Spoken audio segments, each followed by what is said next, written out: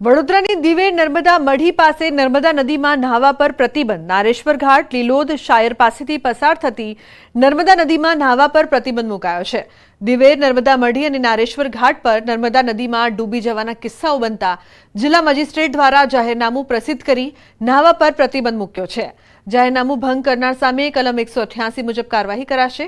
5 જૂનથી 3 ઓગસ્ટ સુધી જાહેરનામું અમલી રહેશે.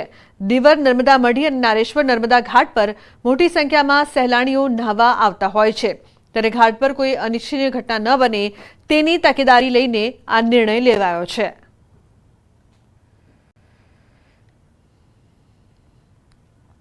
તો બનાસકાંઠા નકશા વિરુદ્ધ બાંધકામ દૂર કરવા પાલિકા તંત્ર હવે એક્શન મોડમાં છે. ડીસાના ડોક્ટર હાઉસના તબીબોને નોટિસ. ડીસાના 43 તબીબોને સ્વખર્ચે દબાણ હટાવવા નોટિસ અપાઈ. વધારાનું બાંધકામ અને બેઝમેન્ટ ખુલ્લા કરવા માટે તાકીદ કરવામાં આવી છે. દબાણો દૂર નહીં થાય તો મિલકત સીલ કરવાની પણ ચેતવણી આપવામાં આવી. તો મહત્વનું છે કે જો દબાણો દૂર નહીં થાય તો મિલકત છે તે સીલ કરી દેવામાં આવશે તેવી નોટિસ આપવામાં આવી છે. ડીસાના ડોક્ટર હાઉસના જે તબીબો છે તેમને નોટિસ પાઠવવામાં આવી છે. નકશા વિરુદ્ધ બાંધકામ કરવામાં આવ્યું. આ બાંધકામ જલ્દીથી જલ્દી દૂર કરવામાં આવે તેવી નોટિસ અપાઈ.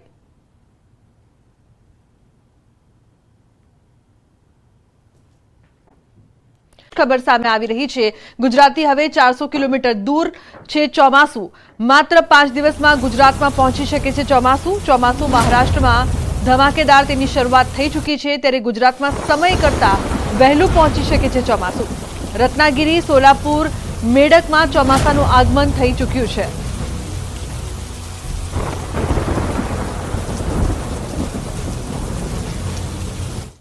તો ચોમાસાના આગમન પહેલા વાવાઝોડા સાથે વરસાદની પણ આગાહી કરવામાં આવી છે. રાજ્યમાં આગામી 7 દિવસ ગાજવીજ સાથે પડી શકે છે વરસાદ. કેટલાક વિસ્તારમાં છૂટો છવાયો વરસાદ પડી શકે છે. તો સૌરાષ્ટ્રમાં આગામી 5 દિવસ વરસાદની આગાહી કરવામાં આવી છે. 2 દિવસ વલસાડ, નવસારી, ડાંગ, દમણ, દાદરાનગર હવેલી, છોટાઉદેપુરમાં વરસાદની શક્યતા છે. તો ત્રીજા દિવસથી સૌરાષ્ટ્રમાં વરસાદની આગાહી છે. ગાંધીનગર, અરવલ્લી, મહીસાગર, અમદાવાદમાં હળવાથી મધ્યમ વરસાદની આગાહી કરવામાં આવી છે. આગામી 5 દિવસ ભારે પવન ફૂંકાઈ શકે છે. તો 30 થી 40 કિલોમીટરની ઝડપે ફૂંકાશે પવન.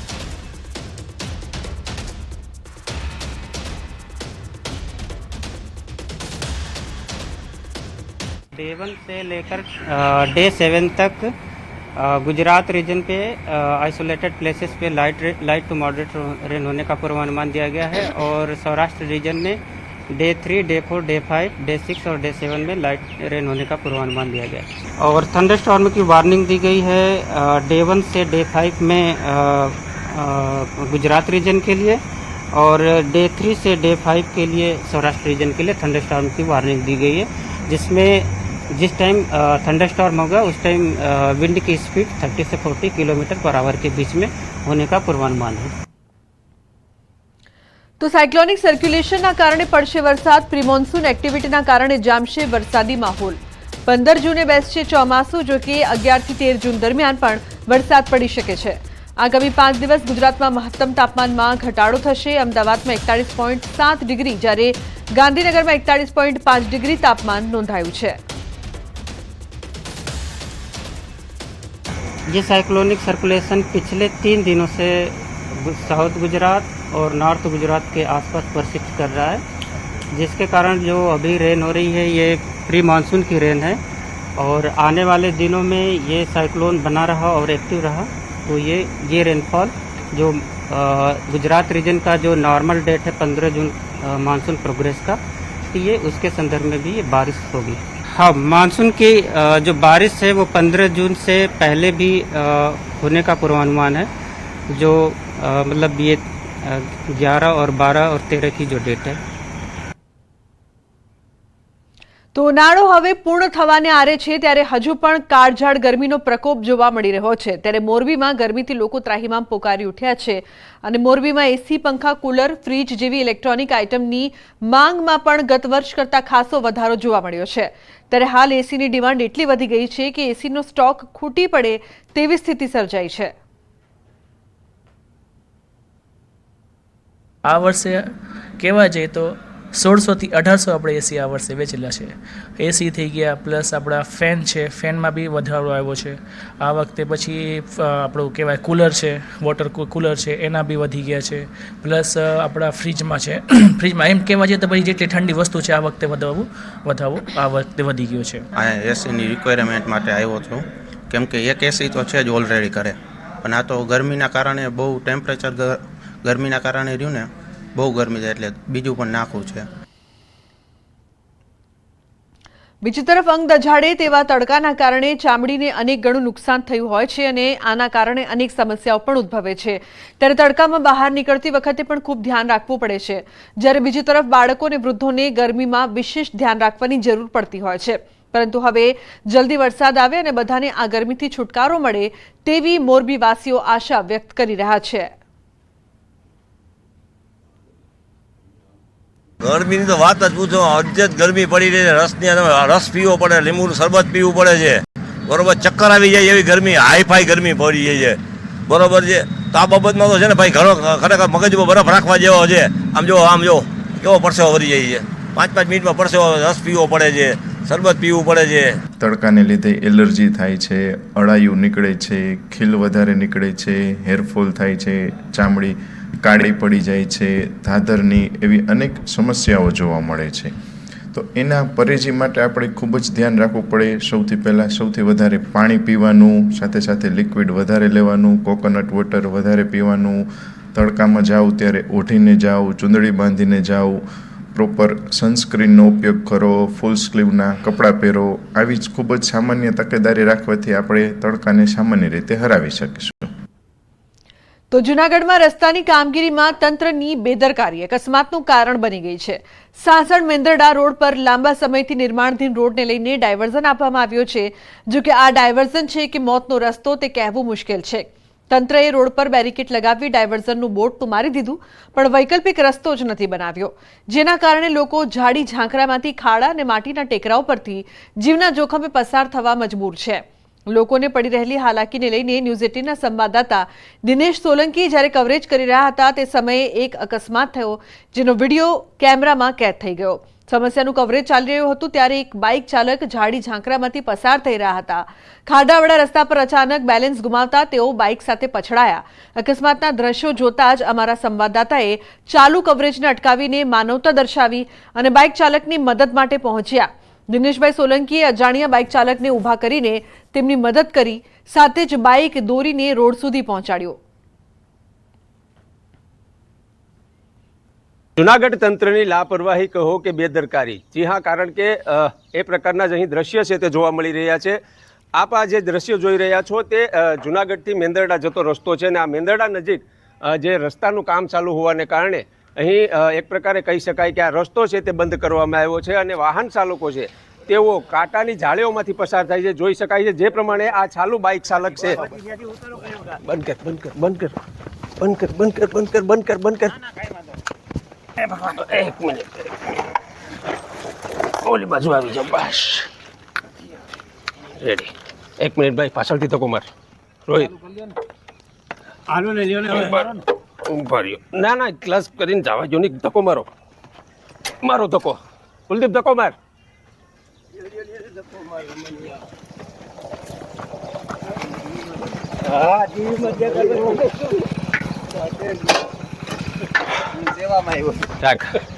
તો આપે જોયું જે પ્રમાણે આ ન્યૂઝ 18ના કેમેરામાં જે દ્રશ્યો કેદ થયા છે, સ્વાભાવિક છે માનવતાના ધોરણે જે બાઇક ચાલક છે તે અહીંથી પસાર થતો હતો ને તેમને અમે શક્ય એટલી મદદ કરી છે, પરંતુ આ બાઇક ચાલકની કયા પ્રકારે હાલત હતી તે આપે જોઈ છે. આપે એમની સાથે વાત કરીશું.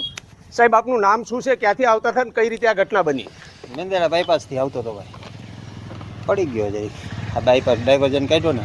અચ્છા, પડી ગયાનું કારણ શું? કારણ કે રસ્તો તૂટેલો છે. અચ્છા, તો ડાયવર્ઝન કાઢ્યો છે. ડાયવર્ઝનનું બોર્ડ કેવું કંઈ મારેલું છે? વૈકલ્પિક વ્યવસ્થા કરેલી છે? નહીં, એવું કંઈ નથી. કેટલાક સમયથી આ પરિસ્થિતિ છે? એ તો કાંઈ ખબર નહીં, હું પહેલી વાર નીકળો. તમારું વતન? મારું જુનાગઢ. તો આ હતા જુનાગઢના એક નાગરિક, અને તેઓનું કહેવું છે કે તેઓ અહીંથી પસાર થઈ રહ્યા હતા અને તેમની બાઇક છે તે સ્લીપ મારી ગઈ છે. એટલે એક પ્રકારે કહી શકાય કે જુનાગઢ જિલ્લા તંત્ર છે, વહીવટી તંત્ર છે, તે ક્યાંક ને ક્યાંક પ્રજાની સામે નથી જોઈ રહ્યું અને પ્રજા છે તે હાલાકી ભોગવી રહી છે, ત્યારે જોવું રહ્યું કે હવે આગામી સમયની અંદર આ જે વ્યવસ્થા છે તે વહેલી તકે કરવામાં આવે, કારણ કે લોકોને વારંવાર મુશ્કેલી છે તે પડી રહી છે. દિનેશ સોલંકી, ન્યૂઝ 18 ગુજરાતી, જુનાગઢ. તો જૂનાગઢથી સાસણ મેંદરડા જતા માર્ગ પર અલીધાની વચ્ચે સ્ટેટ હાઈવેની કામગીરી ચાલી રહી છે. નિયમો મુજબ કોઈપણ એજન્સીને ધોરીમાર્ગ બનાવવાનું કામ આપવામાં આવે ત્યારે વાહન ચાલકોની વ્યવસ્થા માટે ડાયવર્ઝન આપીને વૈકલ્પિક માર્ગ બનાવવાનો હોય છે, જેથી વાહન વ્યવહાર બાધિત ના થાય. પણ અલીધરા નજીક જે એજન્સીને કામ સોંપવામાં આવ્યું છે તેના કોન્ટ્રાક્ટરે બેરિકેડ તો લગાવી દીધા, પણ વૈકલ્પિક રસ્તાની વ્યવસ્થા જ નથી કરી, જેના કારણે સાસણ સોમનાથ તરફ જતા વાહન ચાલકો પ્રવાસીઓને પરેશાની થઈ રહી છે. કોન્ટ્રાક્ટરના પાપે મોટા વાહન ચાલકો લાંબો ફેરો કરવા મજબૂર છે, જ્યારે સ્થાનિકો પોતાની અવરજવર માટે યમરાજ સમાન રસ્તા પરથી પસાર થવા મજબૂર બન્યા છે. સ્થાનિક તંત્રને પણ લોકોની પરેશાની નથી દેખાઈ રહી તે સવાલ છે. તો લોકોમાં પણ ભારે રોષ અને નારાજગી જોવા મળી રહી છે. સાહેબ, આની કોઈ સીમા નથી, આમાં કોઈ પૂછવાનું નથી. આ બધું બાવાના રખોલા જેવું છે કામકાજ, જેને હાલવું ને હાલે. બાકી ખરેખર એકચ્યુઅલી આમાં સાહેબ શું થાય, આજે રસ્તાનું કામ હાલતું હોય તો બરાબર છે, પણ ડ્રાઈવરને આપવું જોઈએ કોન્ટ્રાક્ટરને, પણ નથી કોઈ સાંભળતું. કોઈ શું કરે? કોઈને સાહેબ કાંઈ પડી નથી. એને જે મત જોઈ તો બધા દોડે છે, બાકી કાંઈ છે નહીં. જનતાનું જે થવું હોય થાય. સાહેબ, આ કેટલો ટાઈમ છે રસ્તો હાલે છે. અમારે તો ઢોર ઘીરે બાંધ્યા છે. અમારે નીંડી જવાની મારે 2 વાર તો હું પડ્યો અહીંયા. તમને કહો અડીને જ છે, આ પારા નડીને અમારું ખેતરમાં લેવું સાધન ક્યાંથી? અટણ મોસમ છે, અમારે હાર્વેસ્ટર લેવું અટણ એ પડ્યું હતું કામ. અમારે હાર્વેસ્ટર લેવું કેમ કરી? એને રજૂઆતનું અમને તો નો સાહેબ ભેગા થઈને તમને કહું, અમારે તો ખેતરમાં અમે હોય, એને મન પડે એમ કેળો હાકે છે, મન પડે એમ હંધું બંધ કરે છે. હાલતા કોઈ સાંભળવાવાળું છે જ નહીં. ખેડૂતનું કોઈ દુનિયામાં કાંઈ છે જ નહીં. એટલે અમે એટલે હેરાનગતિ થઈ. અમે જતા હતા, અત્યારે અમે લોકો ગીર સોમનાથ જતા હતા, કોડીનાર. અમે જુનાગઢથી આવતા હતા, અમને ખબર નહોતી આખો રસ્તો ચાલુ હતો. આમ સામેની પાર જ તમે જોવો છો મેંદરડા છે, પણ અહીંથી હવે અમારે 25 કિલોમીટર દૂર ફરીને મેંદરડા જવું પડશે. સામે 500 મીટરે મેંદરડા દેખાય છે, પણ આ તંત્રની લાપરવાહીને કારણે 25 કિલોમીટરનો ધક્કો ફરી થશે. તો ગાંધીનગર એલસીબીએ ભેળસેળયુક્ત ઘીનો જથ્થો ઝડપ્યો છે. કુલ 213 કિલોનો મુદ્દામાલ ઘટના સ્થળેથી ઝડપાયો છે. સેક્ટર 26 જીઆઈડીસી ખાતેથી પ્લોટ નંબર 123માં કાર્યવાહી કરવામાં આવી. પાયલ ટ્રેડર્સ નામની કંપનીમાંથી ઝડપાયું છે શંકાસ્પદ ઘી. ગાંધીનગર એલસીબીએ 66,800નો મુદ્દામાલ કબજે લીધો. કપિલ મહેશ્વરી નામના શખ્સને ઝડપીને વધુ તપાસ હાથ ધરાઈ. ફૂડ સેફટી વિભાગના અધિકારીએ પણ કરી છે સ્થળ મુલાકાત. જરૂરી મુદ્દામાલમાંથી સેમ્પલ લઈને બોગસ ઘીનો જથ્થો સીઝ કરાયો છે. તો ફોન લાઈન પર ગીતા જોડાયા છે વધુ માહિતી આપવા માટે. ગીતા, જે પ્રકારથી બોગસ ઘીનો જથ્થો જે સીઝ કરવામાં આવ્યો છે, શું વધુ માહિતી પ્રાપ્ત થઈ રહી છે આપની પાસે ગીતા?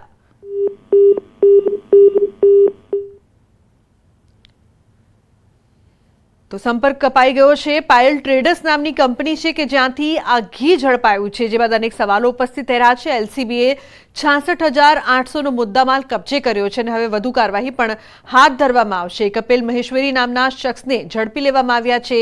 આ બોગસ ઘીનો જથ્થો છે તે સીઝ કરવામાં આવ્યો, પરંતુ લોકોના સ્વાસ્થ્ય સાથે કયા પ્રકારથી ચેડા કરવામાં આવી રહ્યા છે. કુલ 213 કિલોનો આ ઘીનો જથ્થો છે કે જે ઝડપી પાડવામાં આવ્યો છે. આ ઘી જો લોકો આરોગ્ય તો તેમના સ્વાસ્થ્યને કેટલું નુકસાન થઈ શકે છે. તો હળવદ બ્રાહ્મણી કેનાલ પર બિલ્ડરોએ ચાલુ કર્યું છે ગેરકાયદેસર બાંધકામ. બાંધકામ શરૂ થતા ખેડૂતોમાં રોષ ફેલાયો છે. બ્રાહ્મણી 3 નંબરની પેટા કેનાલની સાફ સફાઈને પગલે ખેડૂતો દ્વારા છેલ્લા કેટલાય સમયથી રજૂઆતો કરાઈ રહી છે, પણ અધિકારીઓના પેટનું પાણી હલતું નથી. અને તે વચ્ચે હવે કેનાલ પર ગેરકાયદેસર બાંધકામ શરૂ થતા અનેક સવાલો ઉઠી રહ્યા છે. આ કેનાલ પર ખાનગી બિલ્ડરો દ્વારા આવવા જવા માટે નાળું બનાવીને ગેરકાયદેસર રસ્તો બનાવવામાં આવી રહ્યો છે તેવી ફરિયાદ ઉઠી રહી છે. જ્યારે બ્રાહ્મણી સિંચાઈ યોજનાની કચેરીમાં અને નર્મદા વિભાગના અધિકારીઓને આ બાબતે રજૂઆત કરાઈ તો બંને વિભાગ દ્વારા એકબીજા પર ખો નાખી દેવાયો. જ્યારે ભૂમાફિયાઓ અધિકારી સાથે સેટલમેન્ટ થઈ ગયું હોવાની વાત કરી રહ્યા છે. ક્યાં સુધી તંત્ર નિંદ્રાધીન અવસ્થામાં મુખ પ્રેક્ષક બનીને જોઈ રહેશે? શું અધિકારીઓ અને ભૂમાફિયાઓનો સોદો થઈ ગયો છે? તેવા અનેક સવાલો ઉઠી રહ્યા છે. આ બાબતે હું એટલું જ કહીશ કે જે આપણે ધાંગધ્રા બ્રાન્ચ છે એના નીચેની જે વિસ્તાર છે એ આપણે 19/3/2012માં આ કેનાલો છે અમે છે એ નર્મદા વિભાગને સોંપી દીધેલી છે. એટલે હાલ અત્યારે જે આ બાંધકામ થઈ રહ્યું છે એ જગ્યાએ 3 નંબરની શાખામાં કે જે અમે નર્મદા વિભાગને સોંપી દીધેલી છે એ જગ્યા પર છે. પાટણ લોકસભા બેઠક પર ભાજપનો 30થી વધુ મતથી વિજય થયા બાદ સ્થાનિક ધારાસભ્યના પત્રએ વિવાદ સર્જ્યો છે. પાટણ લોકસભા બેઠક પર ભાજપના ઉમેદવાર ભરતસિંહ ડાભી 34,706 મતોની લીડથી જીત્યા છે. ત્યારે હવે સ્થાનિક ધારાસભ્ય લવિંગજી ઠાકોરે મુખ્યમંત્રીને પત્ર લખીને રાધનપુર વિધાનસભા વિસ્તારમાં વિકાસના કામો જેવા કે નર્મદા કેનાલથી સિંચાઈનું પાણી, રોડ, પીવાનું પાણી, આરોગ્ય, શિક્ષણ સહિતના પ્રશ્નોને વેગ આપીને સત્વરે વિકાસના કામો કરવા કહ્યું છે. ત્યારે હવે લવિંગજી ઠાકોરના પત્રને લઈને સવાલો થાય છે કે શું આ પહેલા વિકાસના કામો નહોતા થયા? ત્યારે આ બાબતે લવિંગજી ઠાકોરે ન્યૂઝ 18 સામે પોતાનું નિવેદન આપ્યું છે. આ ચૂંટણીની આચારસંહિતા ઉઠી જ ગઈ છે, એટલે જે ટેન્ડરિંગ બાકી છે એનો વહેલી તકે ટેન્ડરિંગ થાય, ખેડૂતોને સિંચાઈનો લાભ મળે અને જે શિક્ષણના પ્રશ્નો છે પણ એ ઉકેલાઈ જવાના છે, એ પ્રગતિમાં છે. એટલે હું સરકારને વિનંતી કરું છું કે અહીંયા જે આ લોકોની માંગ છે, એ વિસ્તારના લોકોની માંગ છે, એ વહેલી તકે એ પૂરી થાય એવી હું વિનંતી કરું સરકારને. તો વડોદરામાં પાણીની સમસ્યા વચ્ચે પાણીનો દુરુપયોગના દ્રશ્યો સમા વિસ્તારમાં સામે આવ્યા. શુક્લાનગર પાસે વાલમાં લીકેજના કારણે પીવાના પાણીનો 20 ફૂટ ઊંચો ફુવારો ઉડ્યો. ફુવારાના કારણે નજીકના મકાનોના ત્રીજા માળે પાણી ભરાયા. સ્થાનિકોની ફરિયાદ બાદ પાલિકા તંત્ર દોડતું થયું. વાલમાં લીકેજનું સમારકામ પાલિકા તંત્રએ હાથ ધર્યું છે. તો મોરબીના રવાપર ગામમાં પાણીના પ્રશ્નને લઈને ધારાસભ્ય અને કલેક્ટરને રજૂઆત કરવામાં આવી છે. ફ્લેટ ધારકોને પૂરતા પ્રમાણમાં પાણી નહીં મળતા લોકો ધારાસભ્ય દુર્લભજીભાઈ દેથરિયાની ઓફિસે પહોંચ્યા. પ્રમુખ સ્વામી પાર્ક, ઉમિયાનગર 1, 2 અને 3માં લોકોને પાણી નથી મળી રહ્યું. ધારાસભ્ય દ્વારા પૂરતા પ્રમાણમાં પાણી વિતરણ કરવાનું આશ્વાસન આપવામાં આવી રહ્યું છે. મોરબીના મચ્છુબે ડેમના દરવાજા રિપેરિંગ કામ ચાલુ હોવાથી શહેરમાં એકાંતરા પાણી વિતરણ થાય છે. સ્થાનિકોએ જલ્દી સમસ્યાનું નિરાકરણ આવે તેવી માંગ કરી છે.